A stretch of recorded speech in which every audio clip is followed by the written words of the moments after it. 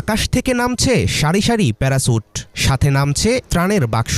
ইসরায়েলে আগ্রাসনে গাজা এখন ধ্বংসস্তূপ, ফুরিয়ে গেছে খাবার পানি। তীব্র সংকটে পশু খাদ্য খাচ্ছে গাজার মানুষ। দুধের শিশুকে খেজুর দিয়ে শান্ত রাখার চেষ্টা করছেন মা। এমন পরিস্থিতিতে খাদ্যপণ্য নিয়ে নামা সাদা প্যারাসুটগুলো যেন রহমতের ফেরেশতা। ইসরায়েলের আগ্রাসী হামলা আর কড়াকড়ির মধ্যে স্থলপথে গাজায় ত্রাণ পাঠানো প্রায় অসম্ভব। যেটুকুই যাচ্ছে সেগুলোর গতি অনেক কম। সংকট মোকাবেলায় সম্প্রতি গাজায় প্যারাসুটে করে ত্রাণ ফেলছে প্রতিবেশী দেশ জর্ডান। এই ত্রাণ কার্যক্রমে অংশ নিয়েছেন দেশটির বাদশাহ কিং আবদুল্লাহ। 7টি C-130 বিমান থেকে ফেলা হয় খাবারের পার্সেল। এর মধ্যে 3টি বিমান ছিল জর্ডানের, বাকি বিমানগুলো মিশর, কাতার, ফ্রান্স এবং সংযুক্ত আরব আমিরাতের। গাজায় জাতিসংঘ ও পশ্চিমা দাতাগোষ্ঠীর ত্রাণ সহায়তার স্থানীয় কেন্দ্র হিসাবে কাজ করছে জর্ডান।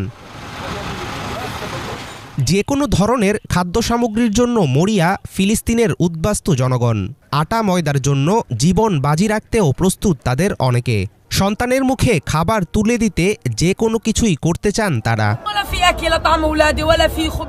বাচ্চাদের খাওয়ানোর মতো কোনো খাবার নেই, এমনকি এক টুকরো রুটিও না। আমরা এখন গাছের পাতা, গাধার খাবার খেয়ে বেঁচে আছি। আর কি চান আপনারা? আপনি জানতে চাইছেন কেন এসেছি আমি ময়দা নেওয়ার জন্য এসেছি। দেখুন, আমার পা ভেঙে গেছে, তাও আমি এসেছি। আমি একটু ময়দা নিতে এসেছি। আর আপনি জানতে চান আমি কেন এসেছি? আমি গতকালও এসেছিলাম, মানুষজনের পায়ের নিচে চাপা পড়তে হয়েছে। আমি আজকেও এসেছি। মরে গেলেও আমি এক ব্যাগ ময়দা নিয়েই যাব, কারণ আমার বাচ্চাদের আমি কিছু খাওয়াতে পারছি না। সন্তানদের খাওয়ানোর মতো কিছুই নেই। মরে গেলেও আমি আজকে থাকব, ময়দা নিয়েই যাব। গাজার উপকূলীয় অঞ্চলে আশ্রয় নিয়েছে হাজার হাজার উদ্বাস্তু ফিলিস্তিনি। গত সোমবার মোট 4টি ফ্লাইটে প্যারাসুট দিয়ে খাদ্য সামগ্রী ফেলে জর্ডান। এয়ারড্রপের দ্বিতীয় দিনে এবার জর্ডানের সাথে ছিল ফ্রান্স আর্মির একটি দল।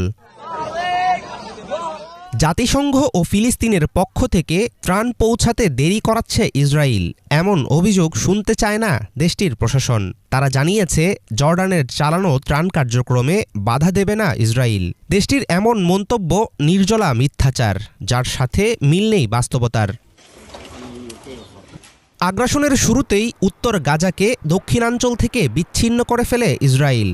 আটার সাথে পশুখাদ্য মিশিয়ে সেগুলো খেয়ে বেঁচে আছেন সেখানকার স্থানীয় বাসিন্দারা। উত্তর গাজামুখী অর্ধেকের বেশি ত্রাণ সহায়তাকে গত মাসে সেখানে প্রবেশের অনুমতি দেয়নি ইসরায়েল।